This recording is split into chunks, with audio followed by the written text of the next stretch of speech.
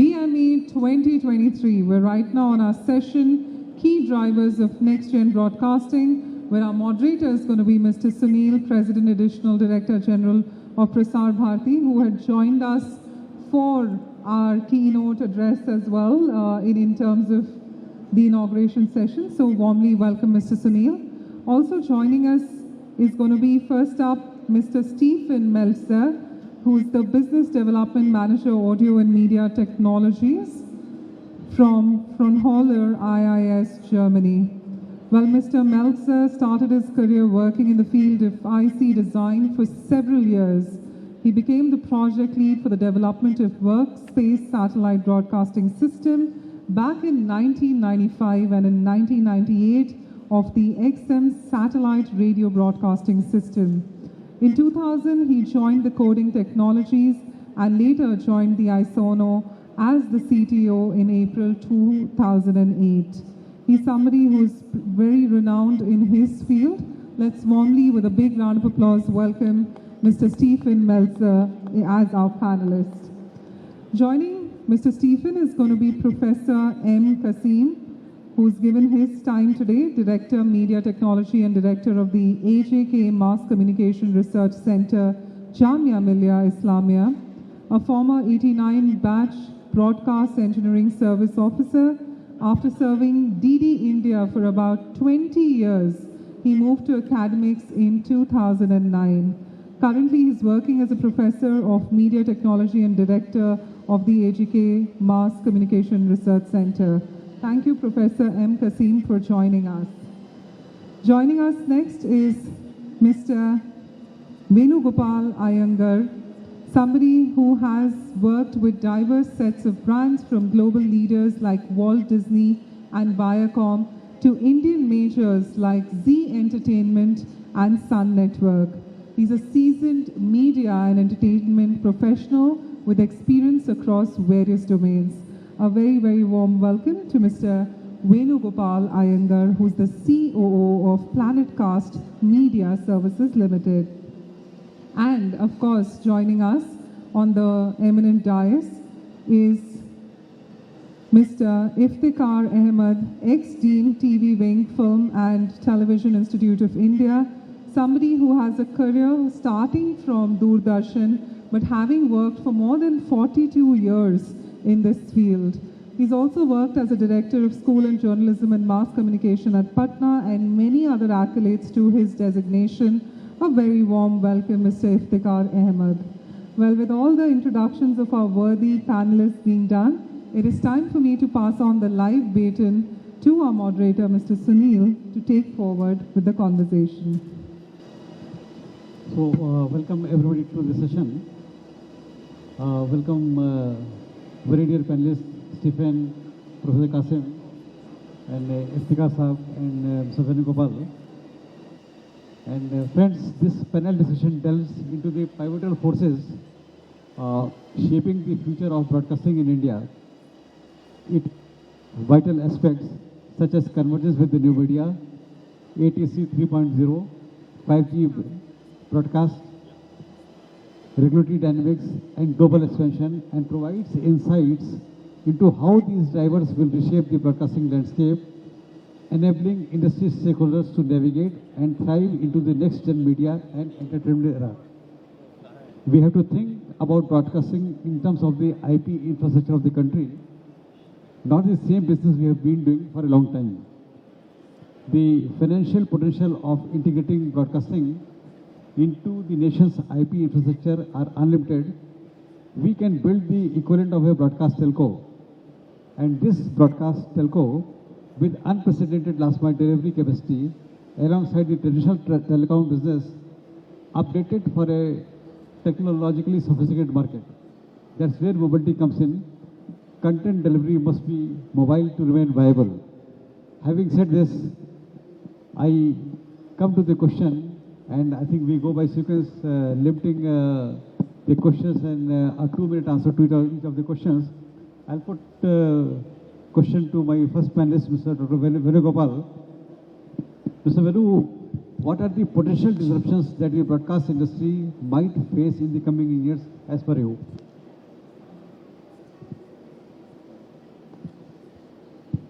Sorry about that. Thank you, PDA Ventures and BME for the opportunity. I'm an elite company here. And I think all that we've been hearing from the morning today points to not only a tremendous amount of change within just the entertainment ecosystem and the information ecosystem, but also what are the ways and means we're using to adapt to that. I think one, we are in the business as Planetcast, we are in the business of distribution technology, and we've been in that business for the last 28 years. And as players who've been supporting the likes of Star, Viacom, Disney, Discovery, and the who's who of media, we have seen this space change dramatically. I mean, we do essentially what is called uplink, push to satellite, playouts. We also, own, operate OTT platforms under license for content owners. And of late, we are doing something that's quite interesting, which is some of you, I'm sure, have come across fast, free ad-supported streaming TV. Which has particular interest for the discussion we are having today. Free ad-supported streaming TV is just regular television delivered over the internet to your smart connected TVs, right? And when we are discussing ATSC 3 and the changes that it could bring as the new broadcast standard, it once again seems like a race between time and money. Internet delivered entertainment solution is going to be expensive, relatively so. I mean, if you look at internet rates in India, it's not really that expensive compared to the world. It's going to be relatively expensive, but it really is up to the amount of time that something like a less expensive and more popular technology, a broadcast standard like ATSC 3 will take in adopting or in getting to market.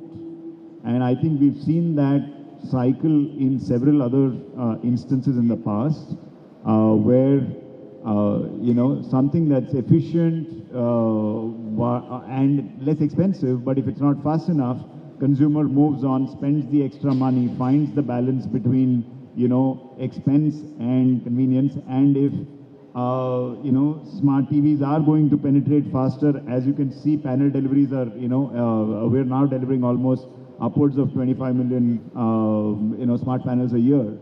If that penetration over the next 3 or 4 years is at a 150 million number, which is a critical mass, you could have technologies like FAST coming in and delivering the same linear streams over internet in probably more efficient manner, faster manner, and the customer willing to pay a 10, 20, 25, 30% premium for that and going with that. So we have, as people who are in the business of this, distributing this technology, we are also on the fence. We don't know which way this will go.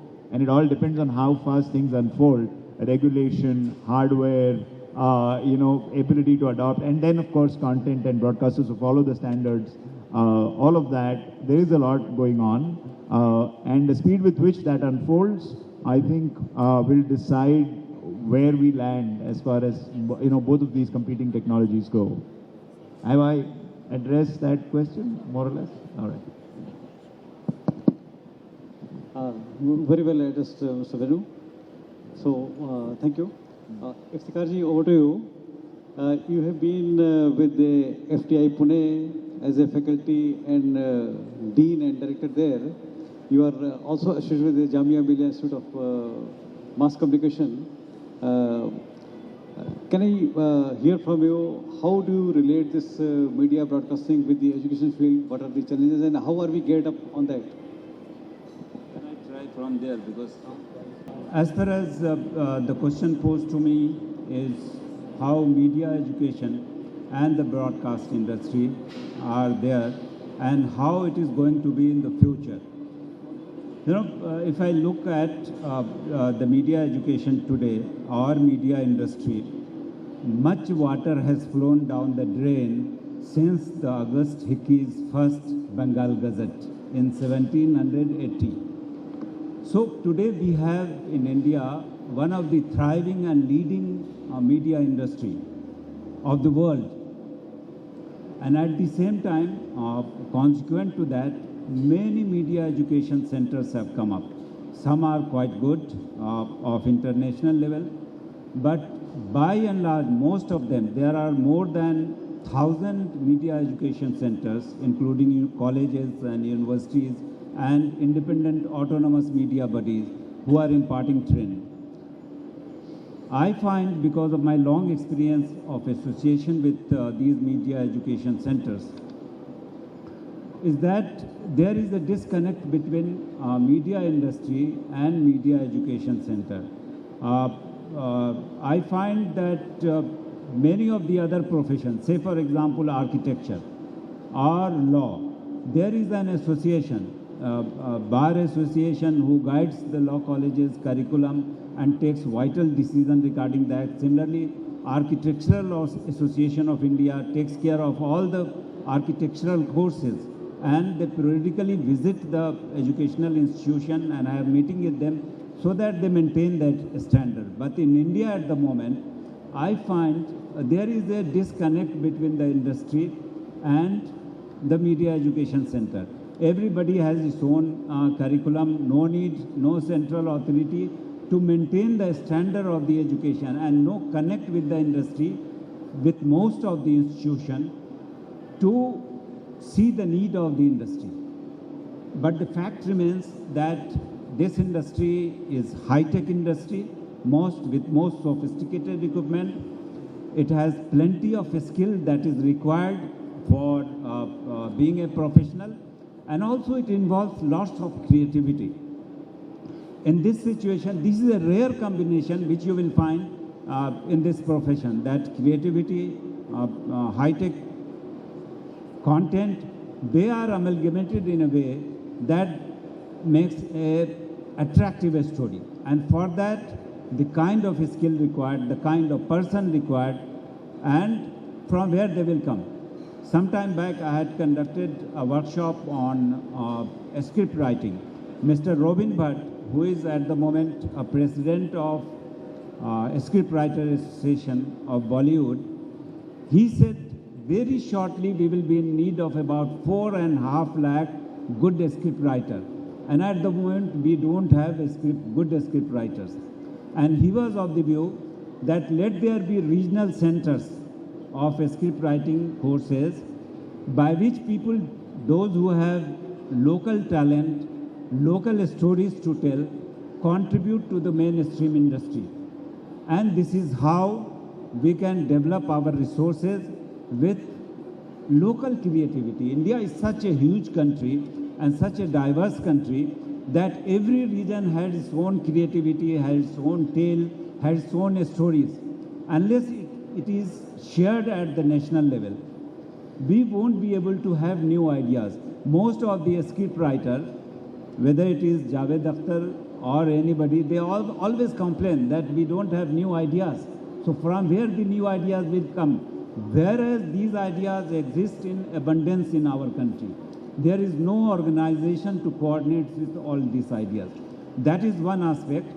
Another aspect is research is vital component of any industry. At the moment, media industry needs lots of research.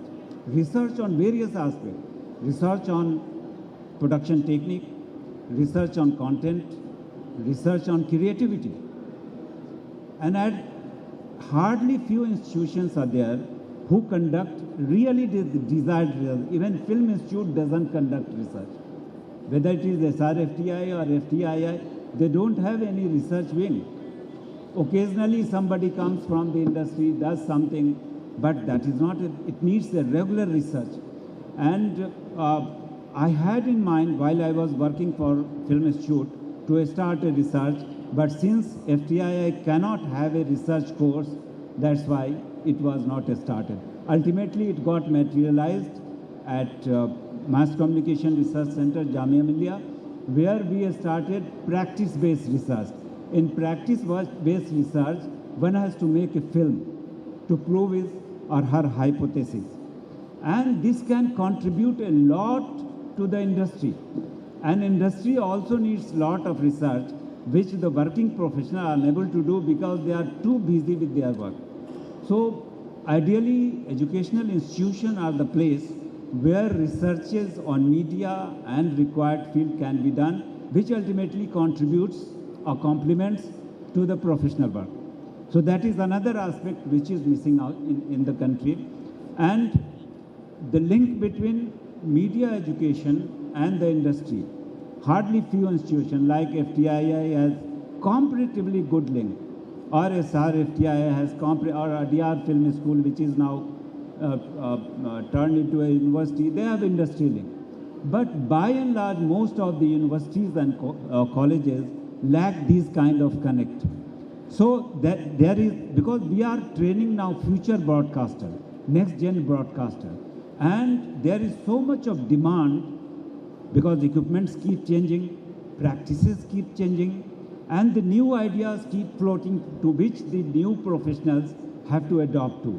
And for that you need a tremendous, skilled, well-groomed and highly talented persons. And if you have to thrive in the global market, because India is now competing with global market, and for that you need to have all these things. So probably those things are also of very utmost importance to look into. And also the government has to see to it, like long back UGC has devised a syllabi for various media related courses that see these are the sample courses. You look into these. But afterwards, almost 2 decades back, around 2000, something like that, a model course was designed by USC. But even the international organization like UN Body, in 1982, they have been thinking of these things. They had a Grunwald, Germany meeting in which they decided that we will improve media literacy worldwide, and for which training to the student right from a school stage, training of the teachers irrespective of the subject. Every teacher has to be trained in media course so that they understand the media and they can contribute to the media. Because media is such a thing where the contribution from all sections should come. And their research in media has to be there. Ultimately in 2007 in Paris, UNESCO decided that we have to implement it. They implemented it in all the signatory countries, of which India was also a partner. They started courses at school level in mass communication, film and related subject, but it is still an optional subject or as a hobby center at best. Whereas in countries like Netherlands, Australia, Norway, UK, Germany, they have very good level of media literacy right from the school stage, so that when the student reaches a maturity level, they are not only able to understand media very well, they are able to contribute. And those who wish to enter into the industry, they have a well-groomed mind to enter into the industry. And the job of film schools and media schools become easier because they have come up from the ground while learning since their childhood about the media. And they can learn between the line, they can understand between the line. And at one point of time, I remember the Film Institute Pune had also to start a course on film appreciation because a new genre was started by film school students and people were unable to understand.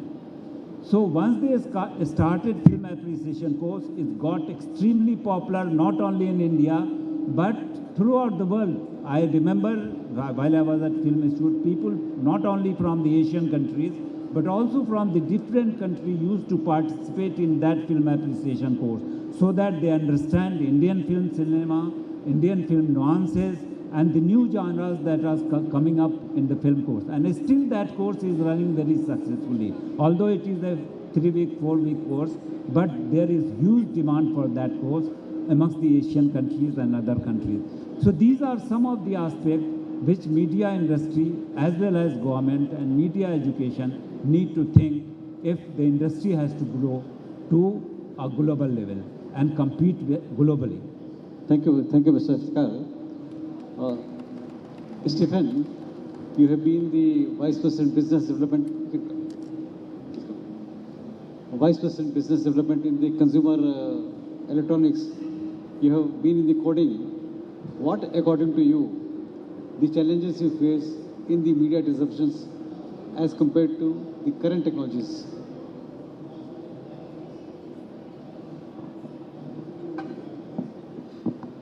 Thank you for the question and thank you for having me here. So let me give a little bit of an outside view, outside of India, what is happening in the international world on the different places and what are the challenges. What we are seeing today is what we all know, is the fight for the eyeballs. But not only the eyeballs are important nowadays, but also the data. So the data from the consumer to targeted advertisement and all these things, because we have more and more connected devices with a back channel. So what we see, for example, with ATSC in US, the new terrestrial system has allowed an uptake of the terrestrial broadcast, so more users are using this, and they are cutting cord, what they say in US. So they are no longer using cable or satellite TV, they are using now the terrestrial TV for the local news, for the linear TV, and they're using streaming. And so less and less people are using the direct-to-home or the cable communication. So that's one of the things we see for example, in US. With the other countries, like, for example, Finland, due to its topography with small centers and a large country with only small villages, they have decided to abandon terrestrial TV completely and only bet on internet TV. Because they always want to have a good internet connection to all the places, and the additional cost of a terrestrial network would be too expensive. So there are different models depending on different countries and the topographies we are seeing. We see also the change in the classical roles. We had the TV manufacturers manufacturing TVs. We had the content provider and broadcasters. Nowadays, the TV manufacturers are starting to get into the content. They have brought up the concept with FAST, which is supported by all the smart TVs. So Samsung has their own FAST channels, for example, which you can watch on every Samsung TV and every Samsung mobile phone. So they try to get all the data from the people who are watching this to have better targeted advertisement and improve the revenue out of the advertisement. So we see that the content providers like Disney, they move from being only a content provider to be also an OTT operator. So we see changing of all these different classical roles nowadays, and this is a challenge to all the broadcasters and OTT providers. Nobody knows which will be the final solution at the end. And we also see that we are moving from the picture side, which was mainly the focus in the former time. We have now 4K, we have high dynamic range, all the technologies are developed, are standardized. We now see that the focus is moving to the audio part, to improve the experience on the audio side, better than we have it here, hopefully. And for this, there's new technology, which also we have developed with MPEG-H, is object-based audio. Object-based audio will allow for the first time to the consumers to personalize the audio by changing the, for example, the volume of the ambience compared to the spoken word. It makes it also easy to exchange part of the audio on the consumer side. So you can imagine, for example, a sports event where you have different commentators for the home team, for the away team, and the user can select which one he wants to listen to.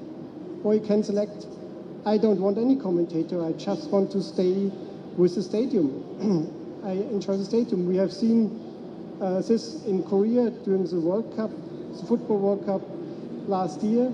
They did this on the OTT platform, and they learned that more than 50% of the people switched off the commentators, just listened to the stadium atmosphere. And other things we are seeing is that, for example, Amazon in US, they are taking care of better audio, better intelligibility of the audio. They are offering nowadays, for some of their content, 3 different versions. So they have called this dialogue boost. So the first version is without dialogue boost. Second version is with medium dialogue boost, where the dialogue is enhanced maybe by 3 dB compared to the ambience, and with heavy dialogue boost. So the dialogue is 6 dB higher than the ambient without dialogue boost. And this is a reaction to the fact that studies have shown that more than 50% of the people in US are watching TV with subtitles, because often the mix is hard to understand, especially with the small speakers built into the TV sets. So this is a little bit of the overview, what is the challenges nowadays in the international world. Thank you, Stephen. So let us bring a different perspective to our discussions. Professor Qasim has been a broadcaster, having worked with Doordarshan. He has been a regulator, having worked in TRI as an advisor. He is an academician right now, being in academics right now. While the industry may have a commercial angle to the challenges, I would like to ask Professor Qasim, what do you foresee? What are the challenges to the broadcast landscape today?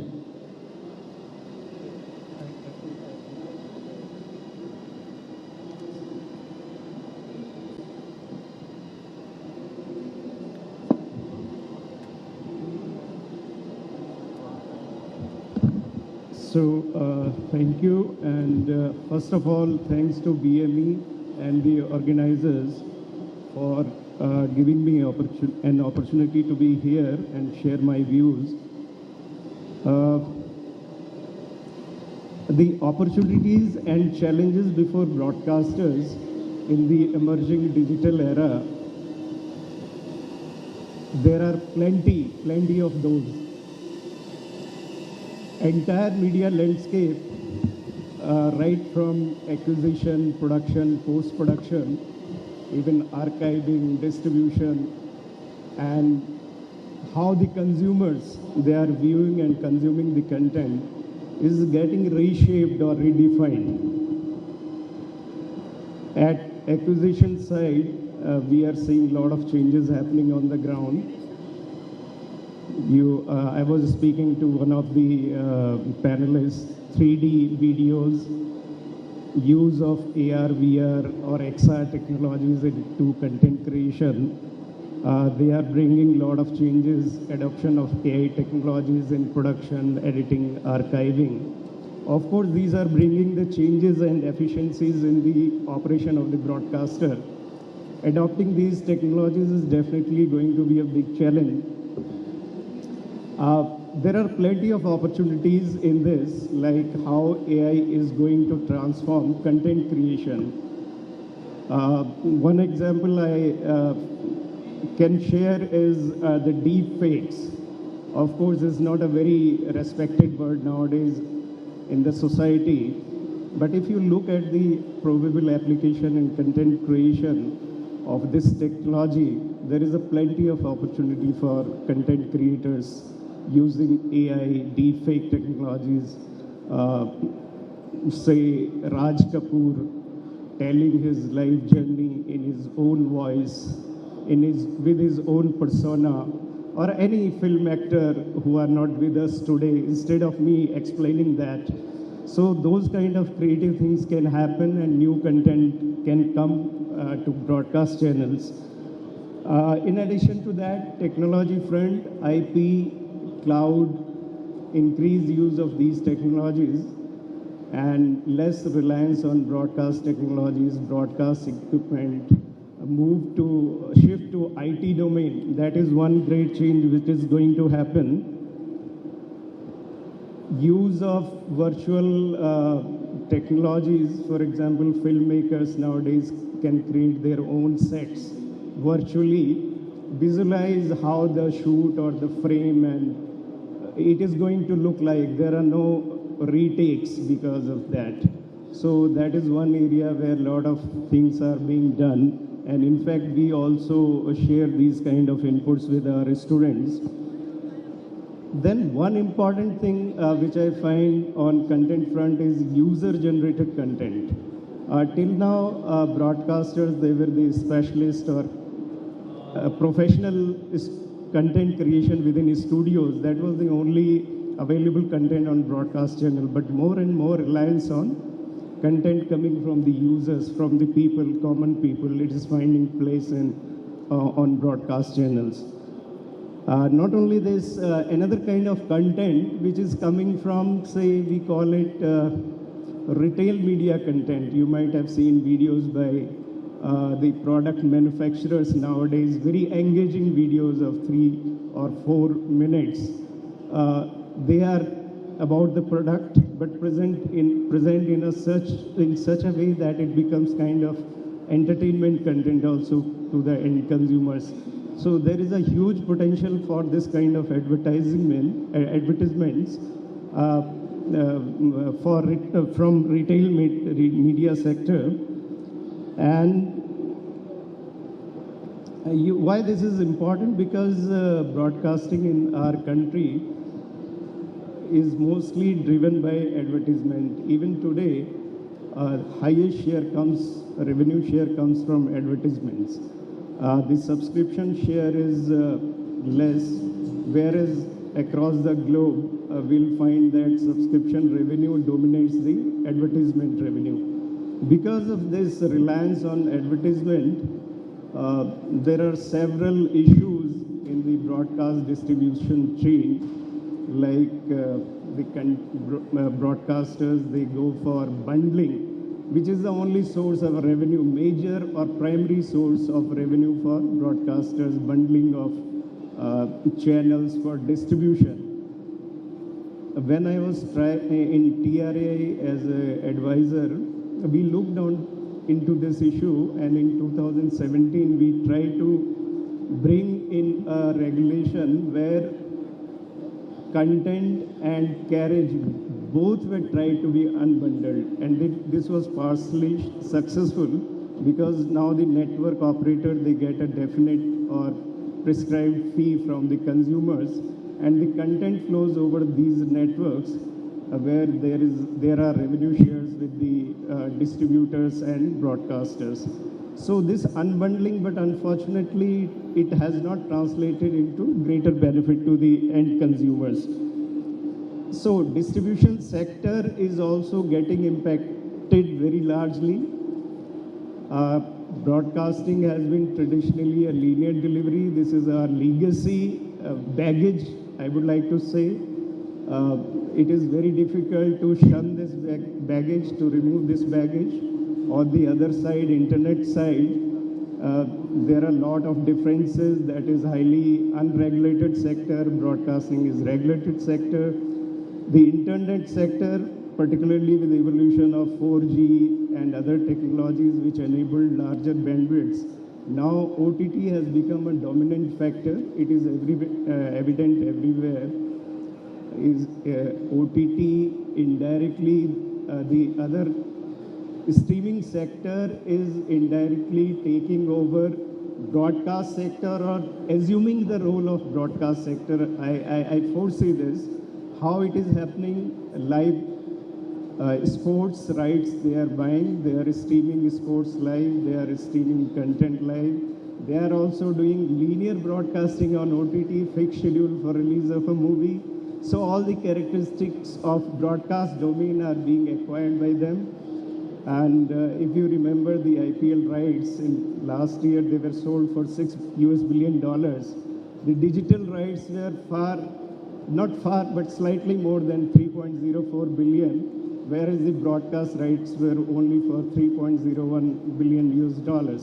So in every area, the streaming sector or the internet sector is trying to acquire the strengths of broadcast sectors. So in this, I find there is an opportunity because we can't be linear forever.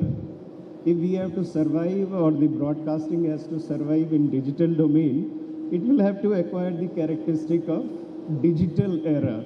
Our co-panelist, he informed on certain technologies. Even in the keynote address, we were informed that several attempts are being made to fuse broadband and broadcast channel or the return channel through internet technologies to create interactivity within the broadcast content. One important area where I find there is a great challenge for broadcaster is there is no direct connect of a broadcaster or content producer with the end consumer. You know, in digital world, if you look at all these technology platforms, whether it is Amazon, Ola or Uber, their intrinsic value comes from the number of people they are connected to. They know them very well. The data is the oil in digital era. But somehow this connect is missing. This is the missing link which broadcasters need to look at. How we need to develop a connect with the consumer who is consuming my content. And because that data set has become a resource today, it can be monetized. Right now, broadcasters are monetizing that group of people or that resource just by pushing their content to them. But look at the technology platforms. They monetize it in different manners. So it is a great revenue resource for them. Frankly, I find that broadcasting in digital era is something like a digital platform. Just like any other platform, Amazon is a platform which enables the seekers and providers. It connects the seekers and providers. The same is applicable in broadcast media also. There are content producers, content distributors, and they are the viewers or the consumers. So since it is a traditionally old medium, it needs to reinvent itself for digital era by adopting new means, new technologies, and that is one of the biggest challenges because broadcaster will have to think or come out of the mindset of being a linear delivery dominant player in this era. They need to change, adapt to digital strengths and assume those capabilities. On the consumer end, again, there is a big mismatch. For example, how do I watch TV? I come from office. At 8, I open my TV channels. I subscribe to DTH. 300 TV channels are right there on my set-top box. I don't know what is coming on what channel. Today, the consumer doesn't have time to find out where to look for content. He should be told. Your phone tells you that, look, you are late for your meeting. You'll be reaching at your destination within 50 minutes. You want that kind of information in this digital era. You can't come home and then start tuning 300 channels. You need 1 minute to flip a channel. 300 minutes will go if I want to see all 300 channels.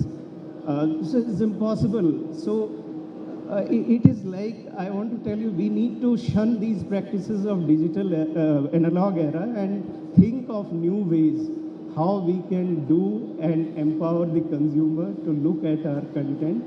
Just like the OTT players, they are pushing their content, they are doing targeted advertising, so that's why I say that data set of consumers is very, very important today. Broadcaster needs to find out ways how to connect, how to use that.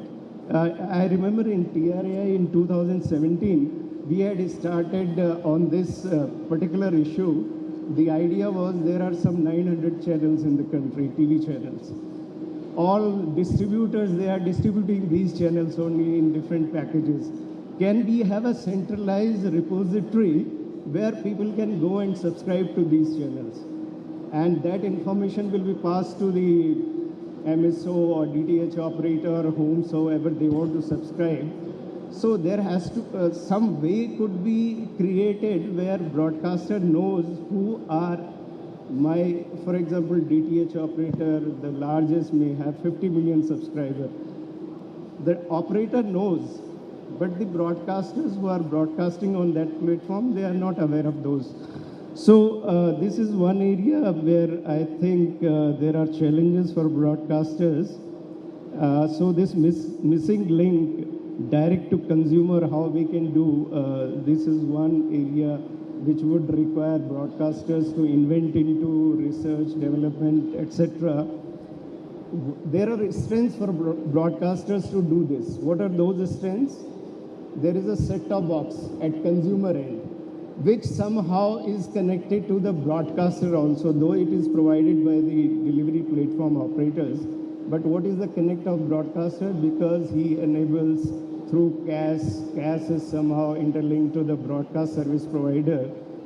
So this set-top box in the coming era can play a very, very important role. You know, these all AI technologies, they at present cannot be localized. Localized means they require processing, so you have to send all your signals to back-end servers. This can be made smart so that the localization of AI processing can be held at the set-top box. Not only that, the interface with interacting with the TV sets, this is a very old, I don't know how long it will continue, a remote, even keyboard, voice-activated commands or voice-activated interactions are going to be the future of interaction with broadcast. I think these are the few ideas. With this, I would like to conclude. Thank you. Thank you. Thank you, Professor Qasim, for adding a very different perspective to the challenges. And I'll put the second and the last question to Mr. Venu. If you can briefly sum up in 2 minutes. How can the broadcasters balance the implementation of immersive technologies with the need for accessibility and inclusivity? If you can tell on that. Yeah, I can address that to a limited extent. I think a lot of what's been spoken about is really about the changing environment. So, like I said before, broadcasters are already learning to deal with two different formats, right? The traditional linear delivery as well as, internet delivered OTT-based content, which is more on demand, right?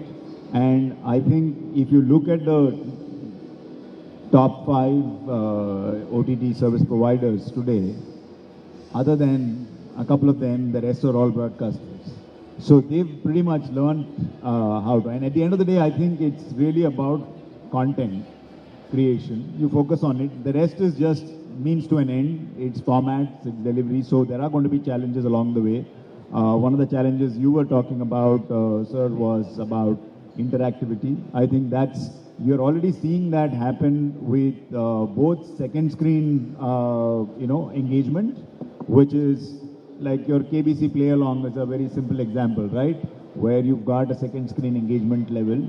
Or if you see what's happening with IPL, where you have, ability to participate through chats or, emojis or all of those, right? These are all already encouraging interactivity. And a lot of what's happening in the internet-based delivery system, which is shoppable videos or, shoppable TV, frankly, is going to take it another level into that interactive domain. So that's something that people are, both broadcasters and non-broadcasting content owners are also learning to work with. Unfortunately, many of those advantages are happening mostly on the OTT side of things. Traditional linear broadcast does have the handicap of not being interactive, but I think the usage of a second screen to complement the traditional TV experience that many of the game shows are using, right, is a great way of bringing in or getting over that handicap. And I think some of these challenges are already being felt and they're being addressed in interesting ways. And we're only going to see that, progress even more.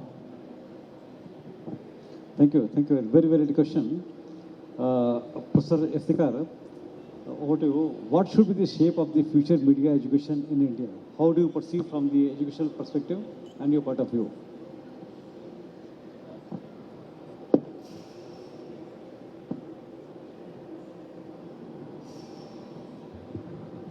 The question is, what should be the future shape of media education?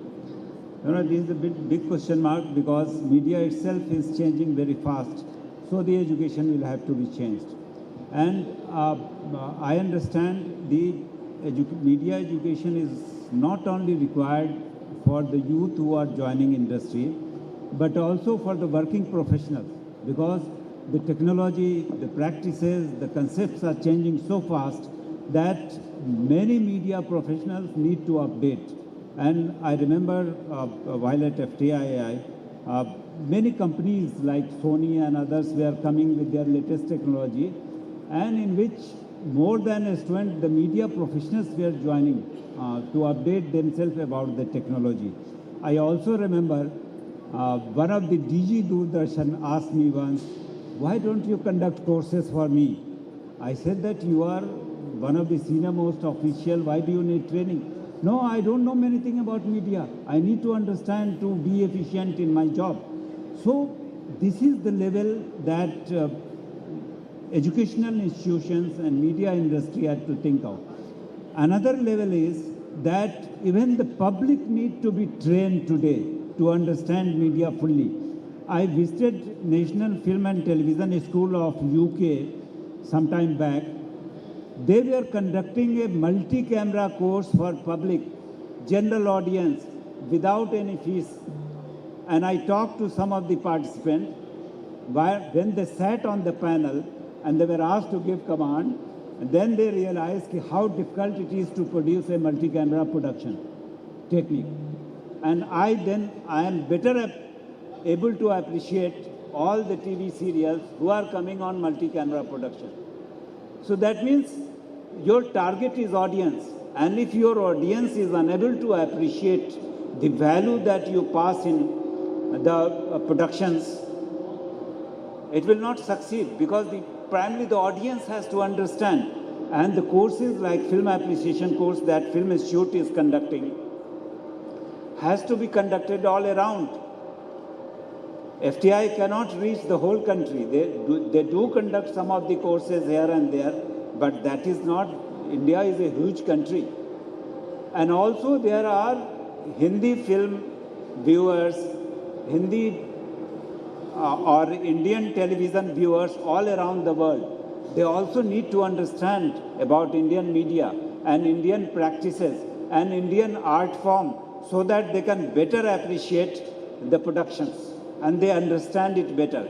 And another thing is, since mobile is with every person today, and they keep shooting, passing on to the social media, passing on to the friend, without properly understanding the artistic work that is required in production. So probably that is another aspect that audience need to understand those things. So for them, for audience also, there is some sort of training required, and it can be done at local level, local educational centers all over the country. So probably this is one of the vital aspects that industry also need to take care of, along with the Media Education Center. Thank you. Stephen, just 1 minute for you. How do you see because you are from the industry innovations and the collaboration between the different broadcasters, how do you see that addressing this challenge? How are the industry players fostering innovation and collaboration to stay ahead of these challenges?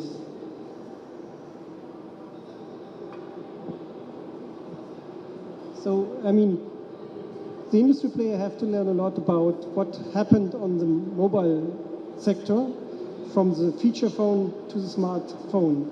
You can say the old TV is like a feature phone, the new TV is like a smartphone.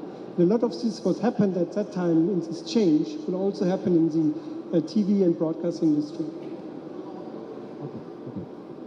Professor Qasim, last question, just request for 1 minute. How broadcasting is likely to be transformed in future, keeping in view the evolving trends, what we just seen?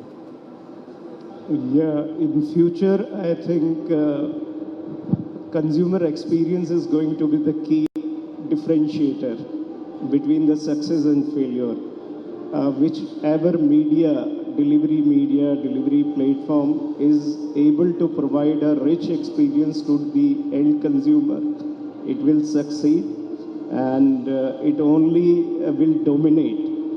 there can always be space for all different platforms, delivery methods, content producers, but it will be dominated by who are able to address the needs of the consumers and provide them a rich experience, consumption experience. Thank you.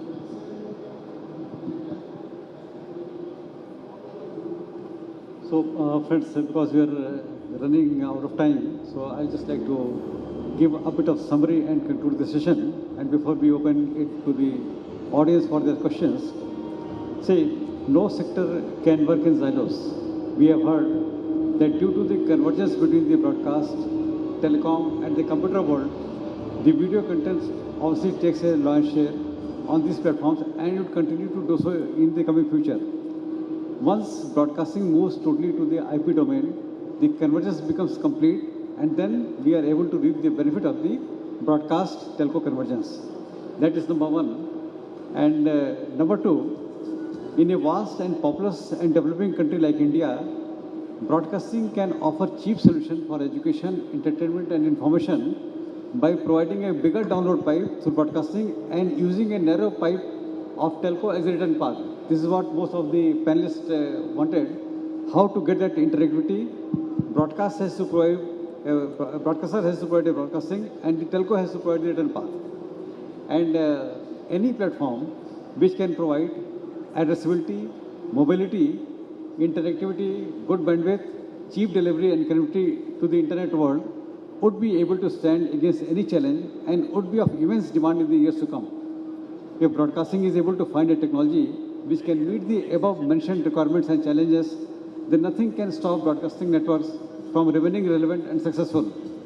Challenge is to work in cooperation with other fields, evolve and find solutions which benefits the huge population with cost-effective solutions. If we are able to solve this jigsaw puzzle, then broadcast can remain relevant and successful in the years to come. Let us all work together on this. And yes, interactivity, I said in the morning also, that is the key to remain relevant. Thank you, everybody.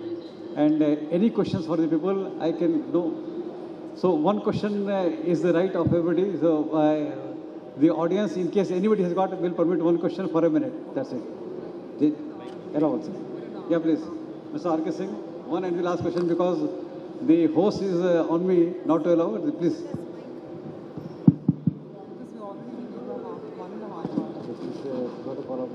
Yeah, thank you, Mr. Sunil, favoring me rather, I will say. Now, one question is, in fact, I want to address Mr. Sunil only. And taking the cue from Mr. Iftikhar Ahmed, what is the responsibility, in fact, what is between the normal people, I mean public I am talking about, and the media broadcaster or the content producer? It is the media student, it is the media institutes who will ultimately deliver it to the public. Now, he has rightly said that how to do that, because even I am also working as a sometime guest faculty in many media colleges. Now, I find that the level of the media students at this stage, they really need, and Mr. Sunil has given us a big list what Prasar Bharati is going to do. How people will know? There has to be some connect between the Prasar Bharati or for that matter, content producer and other things to the public, not to the student even, but they will go through the students only. Thank you very much. So I believe that was more of a comment from his side. Thank you so much. And with that, ladies and gentlemen, a big, big round of applause to all our eminent panelists. And may I now request our moderator, Mr. Sunil, to help us with the felicitation of all our panelists. Thank you so much, Stephen, for joining us. Could we request Stephen and Mr. Sunil to come in one frame?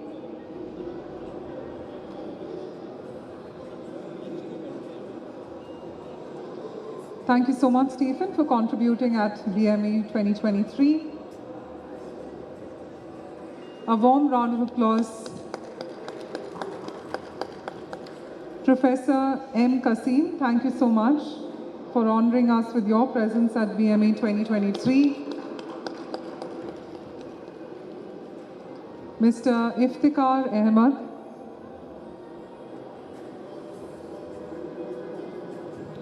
Thank you so much. And Mr. Venugopal Iyengar. May we request you to step forward? Thank you so much.